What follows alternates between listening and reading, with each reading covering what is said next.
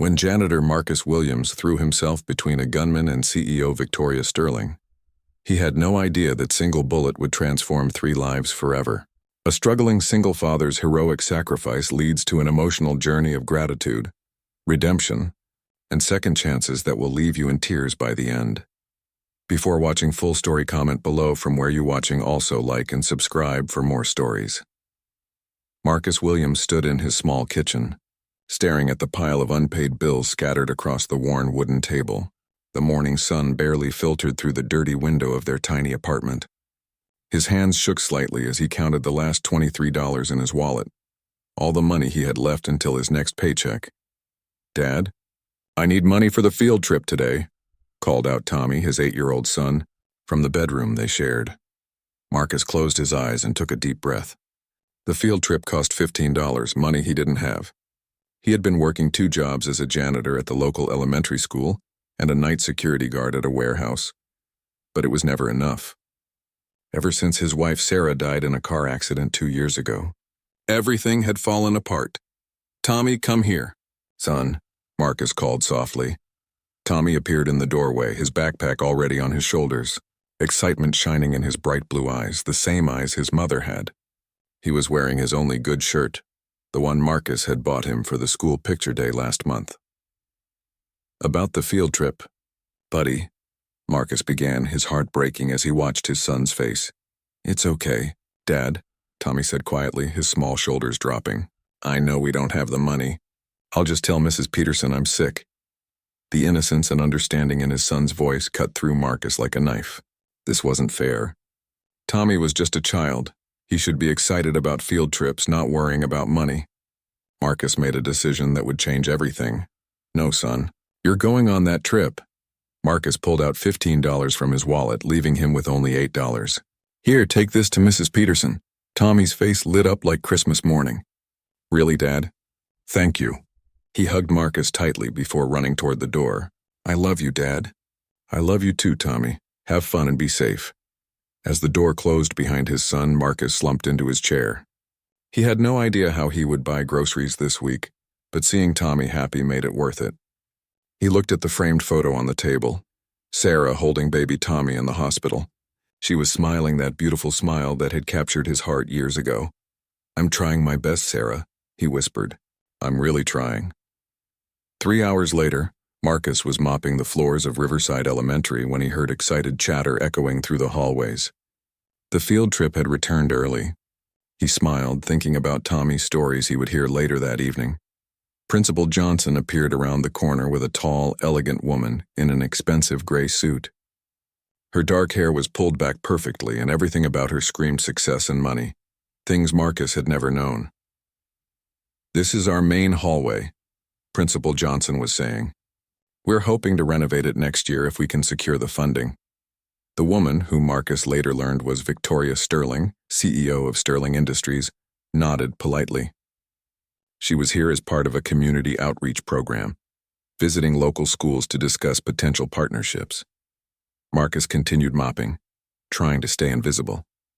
He had learned long ago that people like her didn't notice people like him. He was just part of the background, another working man trying to make ends meet. As they walked past, Marcus overheard their conversation about education funding and opportunities for underprivileged children. It sounded nice, but he had heard empty promises before. Rich people loved to talk about helping, but they rarely followed through. "Mr. Williams," Tommy's voice suddenly rang out as he ran down the hallway, his face glowing with excitement from the field trip. "Hey, buddy," Marcus smiled, setting down his mop. "How was the trip?" "It was amazing, Dad. We went to the Science Museum and I saw real dinosaur bones and—" Tommy stopped mid-sentence, noticing the important-looking woman and Principal Johnson watching them. Victoria Sterling's eyes softened as she looked at the interaction between father and son. There was something pure and genuine about their relationship that touched her heart, something she rarely saw in her high-powered corporate world. "Tommy, this is Ms. Sterling," Principal Johnson introduced. "She's a very important businesswoman who's visiting our school." Tommy politely extended his small hand. "Nice to meet you, ma'am. Thank you for helping our school." Victoria shook his hand, surprised by his maturity and manners. "It's my pleasure, Tommy. Did you enjoy your field trip?" Yes, ma'am. My dad worked extra hard so I could go. He's the best dad in the world. Marcus felt his cheeks burn with embarrassment. He didn't want this wealthy woman's pity. Come on, Tommy, let Miss Sterling finish her tour. But Victoria was intrigued. There was something about this humble janitor and his well-mannered son that stayed with her as she continued the tour.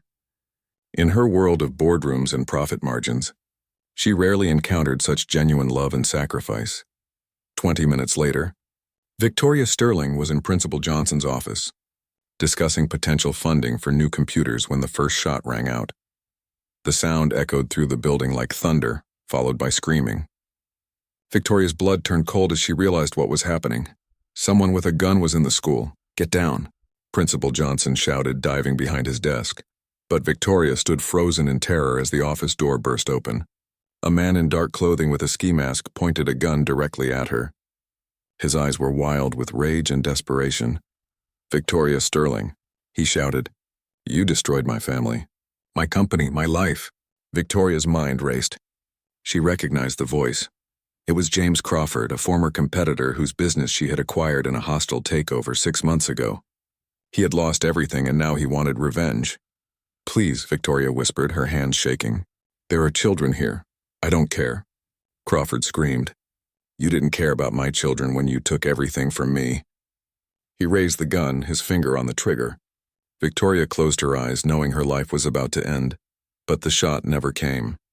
Instead, she heard a struggle and opened her eyes to see Marcus Williams grappling with Crawford. Marcus had appeared from nowhere, throwing himself between the gunman and Victoria without hesitation. Run! Marcus shouted to Victoria and Principal Johnson.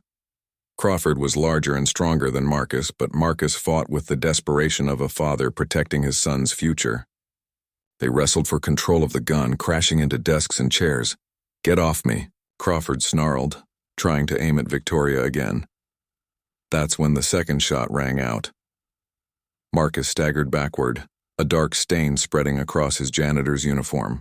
He had been shot in the shoulder, but he didn't fall. Instead, he lunged forward again, tackling Crawford to the ground just as police sirens wailed in the distance. The third shot was the worst. Marcus cried out in pain as the bullet tore through his abdomen.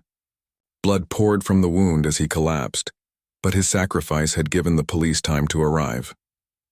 Crawford was quickly overwhelmed and arrested, but the damage was done. Victoria knelt beside Marcus as paramedics rushed in. His face was pale and blood pooled beneath him. Why? Victoria asked through her tears. Why did you save me? You don't even know me. Marcus looked up at her with fading eyes. My son, Tommy. He needs a world where good people protect each other. His voice was barely a whisper. Promise me, if something happens, take care of him. You're going to be fine, Victoria said. But even she didn't believe it. Promise me, Marcus insisted, gripping her hand with surprising strength. I promise, Victoria whispered as the paramedics took him away. St. Mary's Hospital became Victoria's world for the next 18 hours. She had called her assistant to cancel all meetings and sat in the uncomfortable waiting room chairs, still wearing her blood-stained business suit.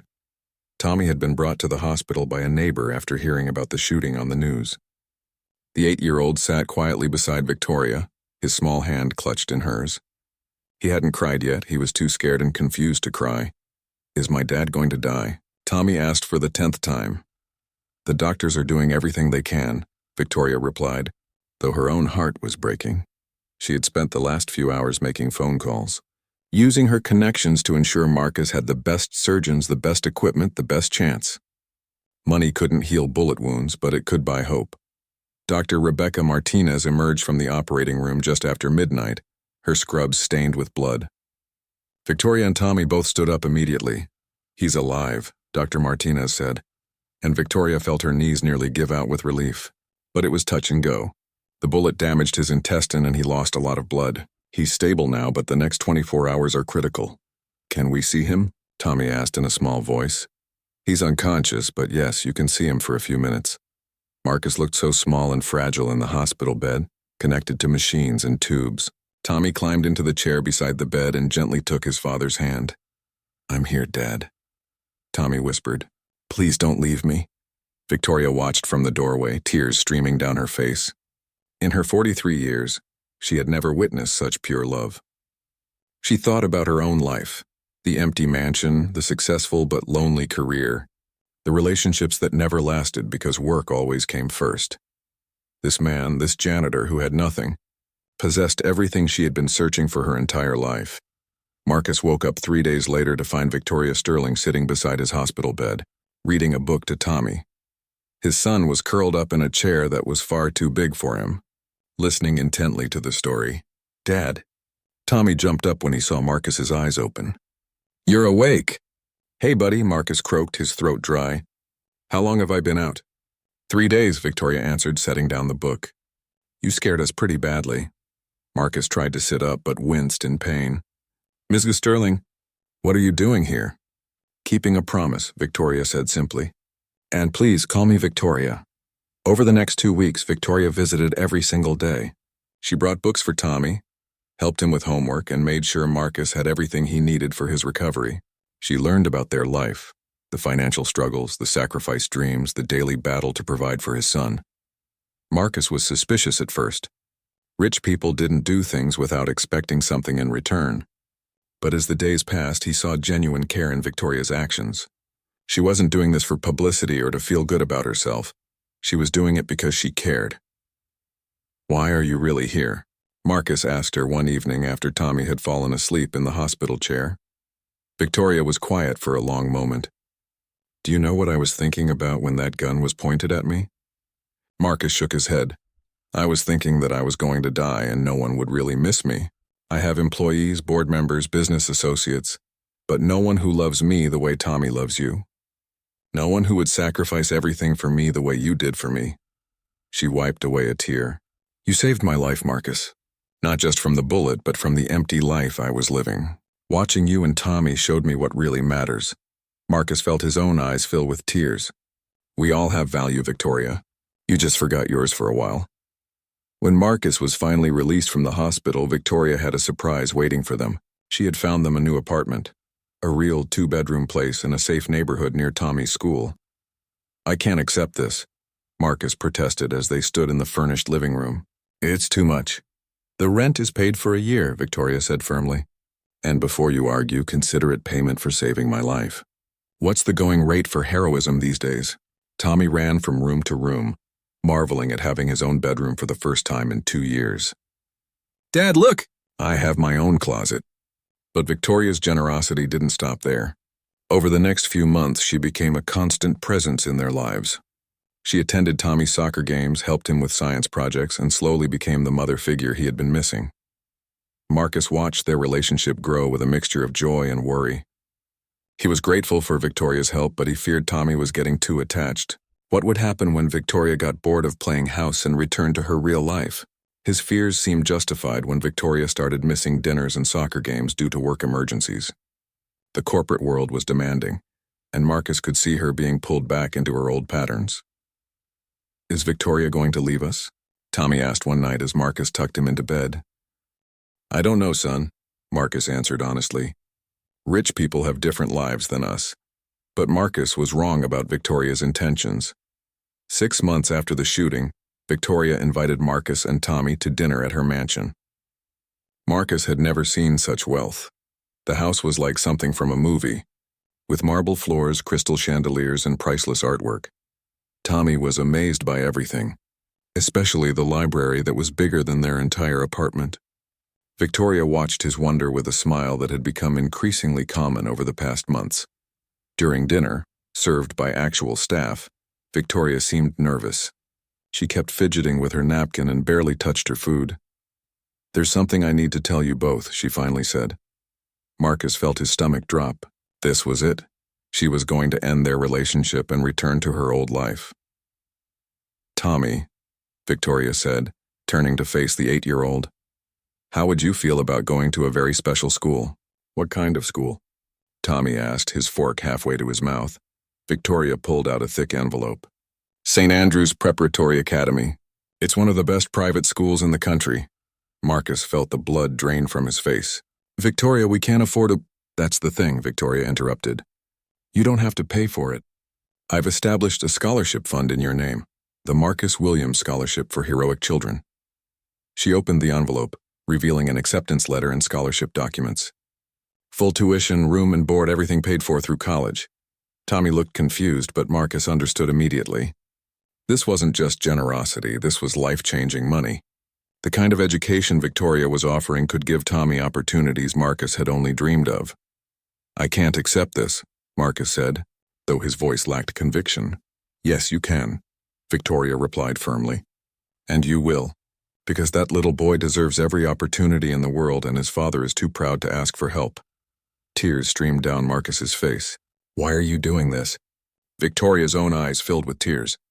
"Because you both taught me what family means. And families take care of each other."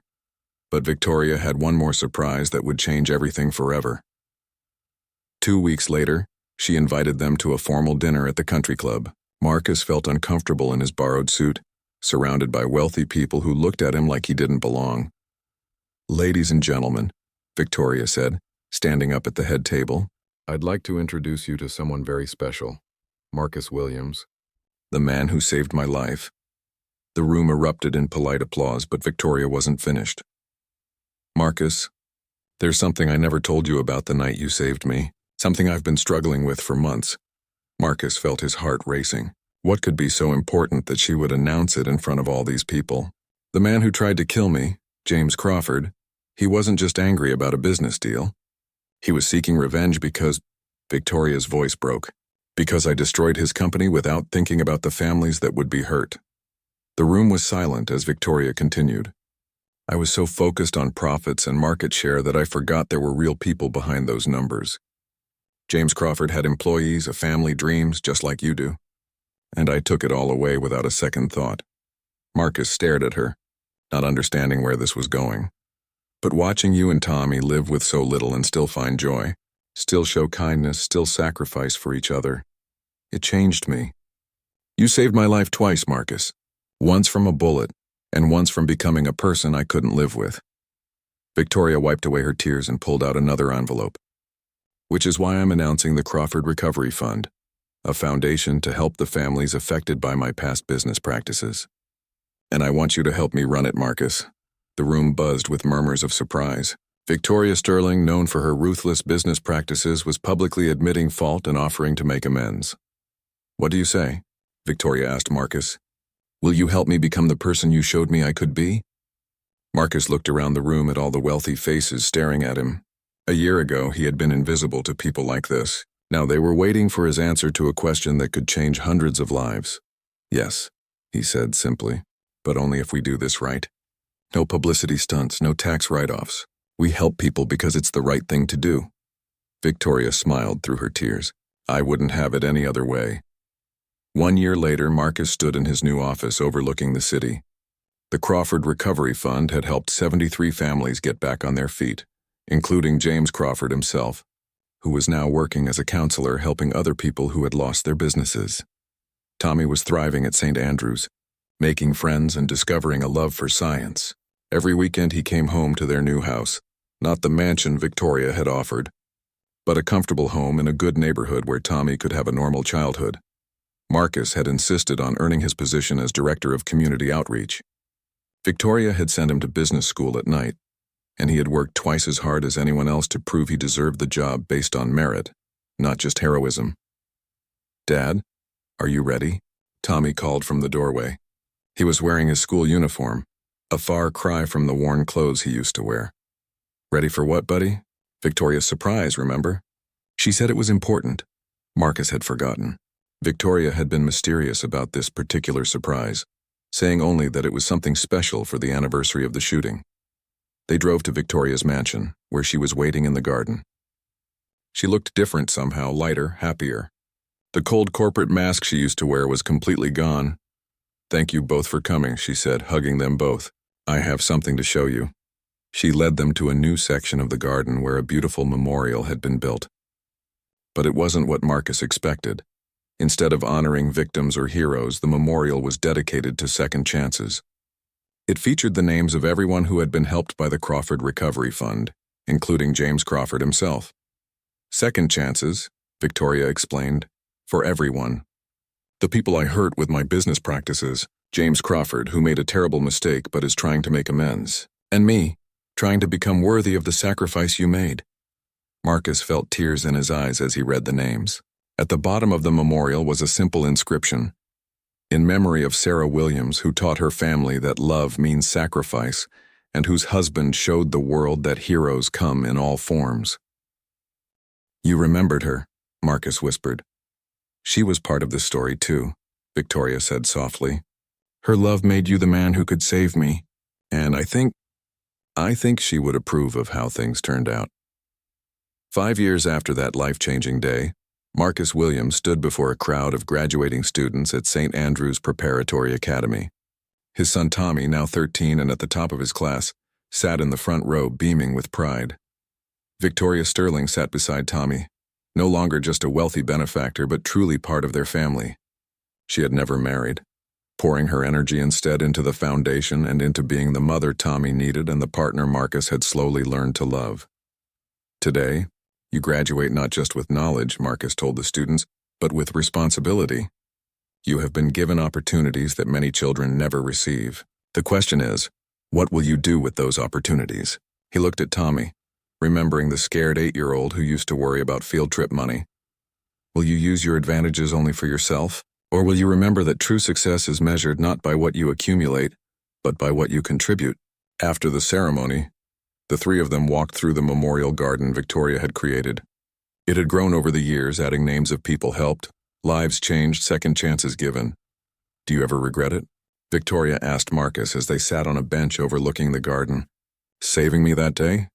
Marcus looked at his son, now confident and full of possibilities. He looked at Victoria, who had become so much more than the cold businesswoman he first met. He thought about all the families they had helped through the foundation, all the lives that had been changed. Never, he said simply.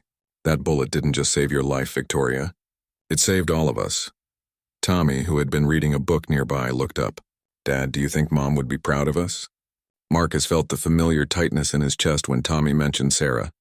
Even after all these years, he missed her every day. But now the pain was mixed with something else. Gratitude for the love she had given him, the son she had blessed him with, and the strength she had instilled in both of them. I think she would be very proud, Marcus said, pulling Tommy close. And I think she would love Victoria too. Victoria wiped away a tear. In all her years of business success, she had never felt as accomplished as she did in this moment, sitting in a garden dedicated to second chances with the family that had saved her soul. As the sun set over the memorial garden, Marcus realized that sometimes the worst moments of our lives lead to the best chapters of our stories. A single act of courage, one moment of sacrifice had transformed 3 lives completely. The bullet that nearly ended Victoria's life had instead given birth to a new beginning for everyone it touched. And in a world that often seemed divided by wealth and circumstance, it had proven that heroism, love, and redemption know no boundaries. Tommy closed his book and looked at the 2 adults who had shaped his world. So what happens next in our story? Marcus and Victoria exchanged a look full of possibility and promise. Whatever we write together, Victoria said, taking both their hands. Whatever we write together. And in that moment, surrounded by the names of people whose lives had been changed by second chances, they knew that their story was just beginning.